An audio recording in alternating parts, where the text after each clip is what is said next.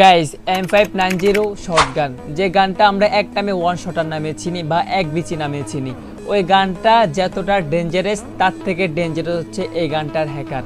মানে গাইস বুঝতে পারছো, এরকম একটা হ্যাকার আমার ম্যাচে পড়ে যায়। এখানে আমি কিন্তু জিপ প্ল্যানে থাকা অবস্থায় আর ওই হ্যাকারটা আমার সামনে কিন্তু চলে আসে।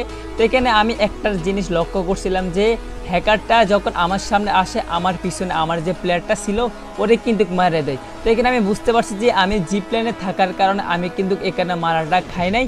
তো আমি কিন্তু এই হ্যাকারটারে কিন্তু গাইস ডাউন করে দিই, আর ডাউন করার পরে আমার সাথে যেটা ঘটছিল ওটা দেখার জন্য আমি একটু প্রস্তুত ছিলাম না। তো গাইস তোমরা একটু দেখো।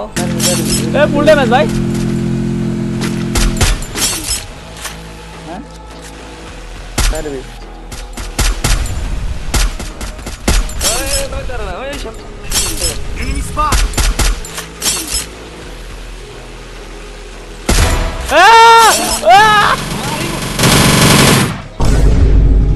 এই তারপরে কেমনে মারলো হ্যাকারটা?